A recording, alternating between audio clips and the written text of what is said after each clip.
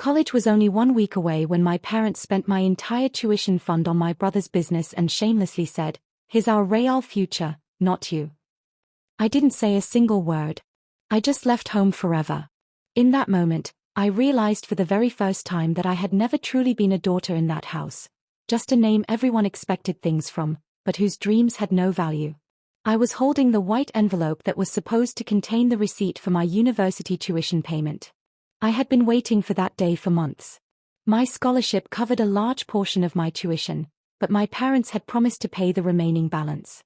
I had worked 2 jobs, evenings at a coffee shop and weekends at Target. I saved every single dollar because I refused to let my dreams slip away. But when I opened the envelope, there was nothing inside except an empty bank statement. "Where's the money?" My own voice sounded unfamiliar to me. My father folded his newspaper and looked at me as if I had asked the most ordinary question in the world. "We invested it in Daniel's business." I stared at him for several long seconds. "What?" My mother immediately tried to smooth things over. "Honey, you're the responsible one. Sometimes people have to make sacrifices for the family." "Sacrifices?" "If Daniel's business succeeds, our whole family's future will be secure. You can always go to college later." I looked over at my brother. He was stretched out on the couch, smiling at something on his phone. He didn't even bother to look up at me. "You knew about this?" He shrugged.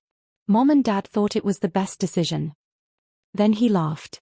"Besides, college isn't going anywhere." Something inside me shattered. I looked back at my father. "You didn't even think I deserved to be asked." He let out an impatient sigh. "We're your parents. It was our decision to make." But that was my tuition money. For the first time, he looked directly into my eyes. "Here's our real future, not you." Silence filled the room. It felt like someone had reached inside my chest and pulled every bit of air out of my lungs.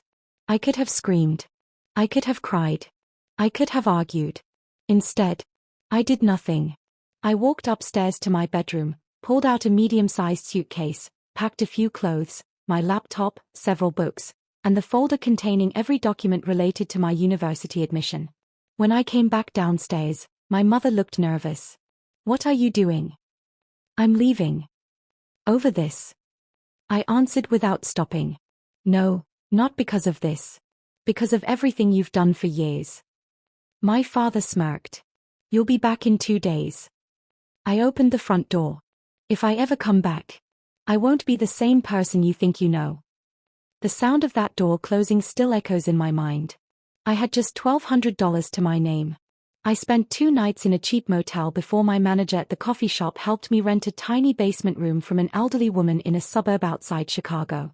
The room was small, the window was half underground, but for the first time in my life, it was mine. During the day, I visited the university's financial aid office. In the evenings, I worked at the coffee shop. At night, I picked up overnight shifts at Walmart. Most nights, I slept only 3 or 4 hours. One afternoon, a woman in the financial aid office reviewed my file. "You have excellent grades and attendance." I stayed quiet. She looked at me kindly. "Your family couldn't help." I simply answered, "No." She didn't ask another question. 2 weeks later, I received an emergency educational grant. Then a private scholarship. Then a work-study position on campus. I finally paid my tuition. On the first day of classes, I bought a cup of coffee outside the campus and sat quietly on a bench. There were no tears in my eyes. Only peace. For the first time in my life, no one had stood in the way of my future. Throughout my first semester, my entire life revolved around only 3 things: classes, work, studying. Other students went to parties. I stayed in the library. They spent weekends watching movies. I volunteered for extra shifts. There were countless nights when I stood at the drive-through window handing customers their coffee while silently memoizing lecture notes in my head. My hands shook from the cold. But I never quit. Meanwhile, messages from home appeared every now and then.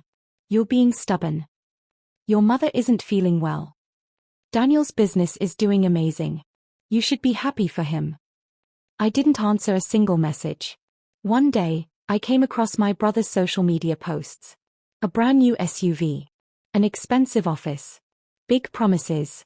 We're opening 5 new locations next year. Relatives flooded the comments with congratulations and praise. None of it surprised me. Daniel had always been good at appearances. But I knew one thing. Real businesses aren't built with photographs. Around that same time, one of my professors read a research project I had completed. He asked me to stop by his office. Have you ever considered a career in data analytics? I nodded. He told me about a growing startup that offered internships to high-performing students. That same night, I submitted my application. 2 weeks later, I was invited to interview. The only blazer I owned came from a thrift store. I stood in front of the mirror and looked at myself. And for the first time in a very long time, I smiled from the bottom of my heart. Because whatever happened next, it would be the result of my own hard work. If this story touched your heart or reminded you that hard work and self-worth always matter, please take a moment to like this video and subscribe to the channel for more powerful, emotional stories like this. Your support truly means everything. Thank you so much for watching, and I'll see you in the next story.